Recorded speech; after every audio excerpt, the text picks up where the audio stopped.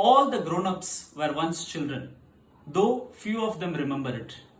Antoine de Saint-Exupéry. Hello and welcome to yet another episode of Mind Your Language. I hope this video finds you in excellent health and extreme happiness. I have very often documented in my various videos the interest that I have for the game of cricket.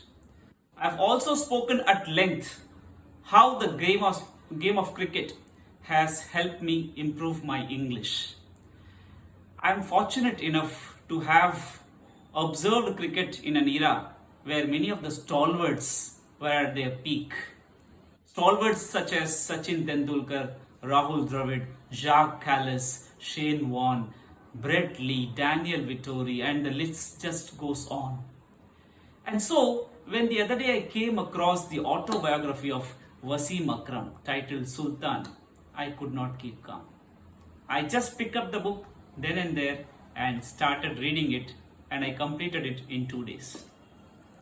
Now, when I was reading this book, a very dear idiom, very dear to my heart that is, this idiom kept coming in the book again and again. I had completely forgotten about this lovely idiom, but reading this book reminded me of it. The idiom is sold down the river. So I thought I should share about this idiom and what it means, what are its origin with people, because I know, just like me, many of you also will find it very interesting. Sold down the river simply means to betray someone. If you are selling someone down the river, means you are betraying the person's confidence, or you promise something and fail to deliver, and the person completely trusting you is left disappointed at the end. So you can understand in the game of cricket what selling down the river would mean and when it may occur. Yes, you are right. Many of the run-out situations can be described using this idiom. So what made, what was the origin of this idiom? Let me tell you that this idiom has its origin in the United States of America. This was the period of slave trade. People often owned slaves. Those who have read the adventures of Huckleberry Finn or the adventures of Tom Sawyer or any such novels would know that people had slaves to do their household chores and other works. These slaves will have to leave their families and live at the master's place as a slave.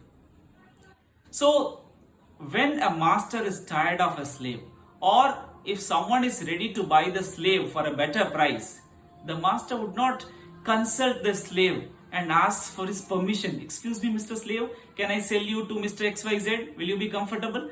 Nothing. The slave is treated like a commodity. He just sells this slave, and the slave comes to know only at the time of his departure. And it is said that most of these slaves were sold down the Mississippi River. That is why this name, sold down the river.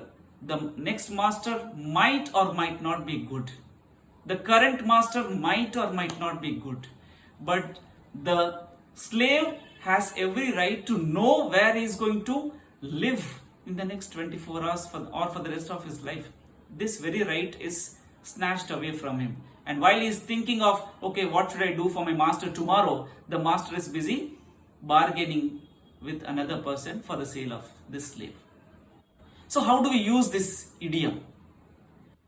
I trusted Shilpa with all my money, but she sold me down the river by investing it in some bogus firms. The locals trusted Dinesh and voted him, but after winning the elections, he sold them down the river. I hope you found this video extremely helpful and interesting.